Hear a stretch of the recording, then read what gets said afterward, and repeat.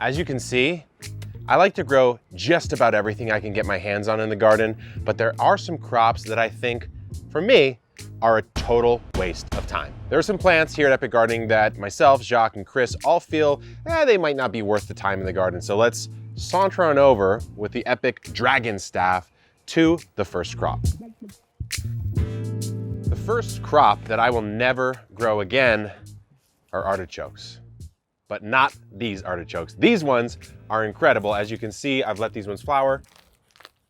Oh, I just got a lot of pollen in my nose, but it smells sweet and it tastes delicious. No, the artichokes that I will never grow again are Jerusalem artichokes, also known, and this is part of the reason why I won't grow them, as fartichokes. I grew them last year, guys, and let me tell you, there is a way to process these things where they don't give you insane gas. I've yet to find that way, so I haven't really figured it out. The other thing is, I simply don't think they taste that good. They're also known as sunchokes. The flavor's just not there for me. When I can eat a potato, why am I eating a Jerusalem artichoke? That's my personal opinion. The other thing is, if you plant them in ground, good luck ever not growing them again because they spread like crazy. So if you are gonna try it, you're gonna wanna put it in a container. That's what we did. I gotta say, you can grow them maybe for the ornamental value. There's some sunflower-esque type flowers that come out of the top, but for me, the flavor's not there. The effects on my body are there in a bad way. And for me, that's why I'm not growing the Jerusalem artichoke. The first plant that I'm not gonna grow again is a thorned blackberry.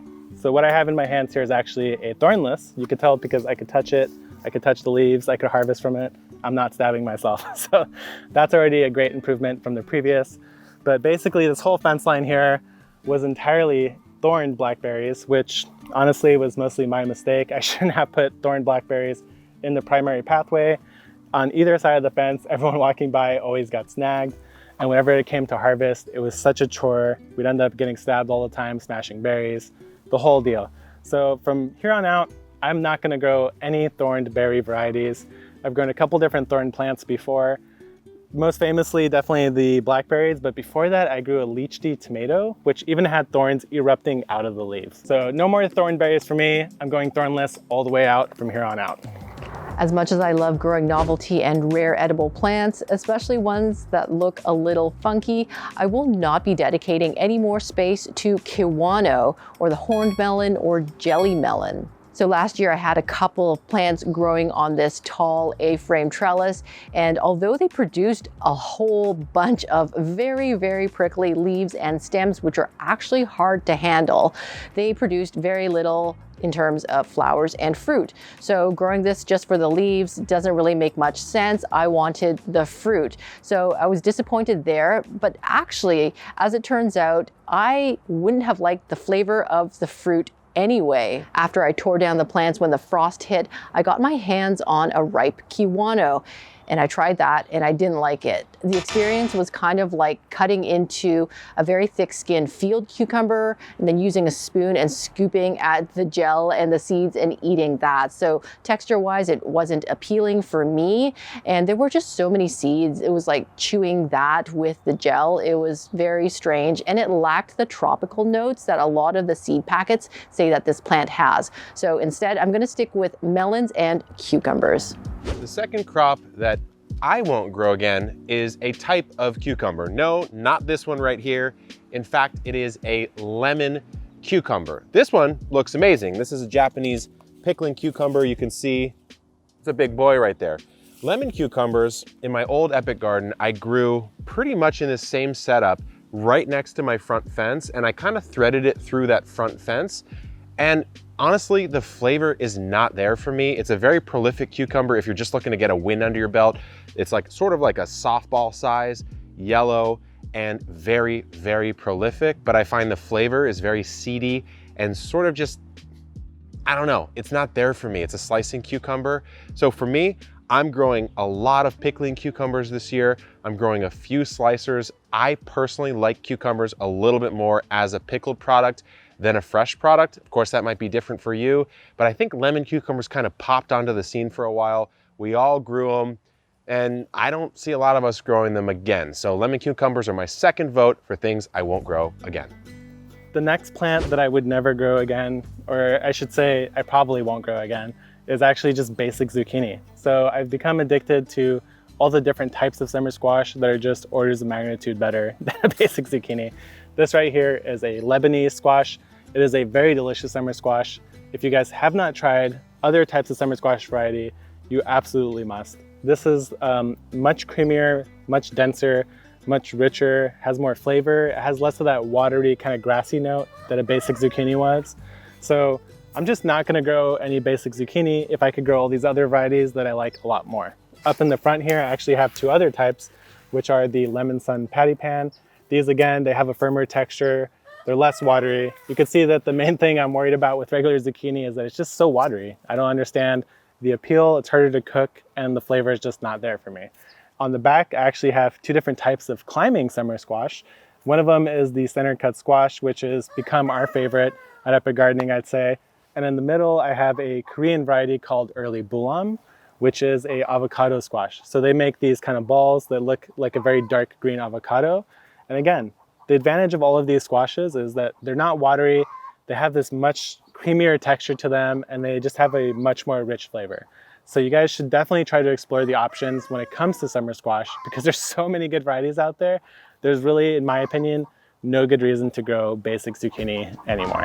For the past 2, maybe even 3 years, I have been trying to grow edamame, but I've seen very little success. So the first year I got really excited. I bought a bunch of different varieties thinking I could grow a patch and then test the different pods to see which one I liked most, and then I could grow my own highly nutritious, high protein plant at home. Unfortunately, I never got to harvest more than maybe 20 pods over the course of 2 to 3 summers. So I'm not sure if the conditions are just not right where I live, because I know these plants need a long extended period of heat, whereas where I live, we get a lot of weird fluctuations even during the summer.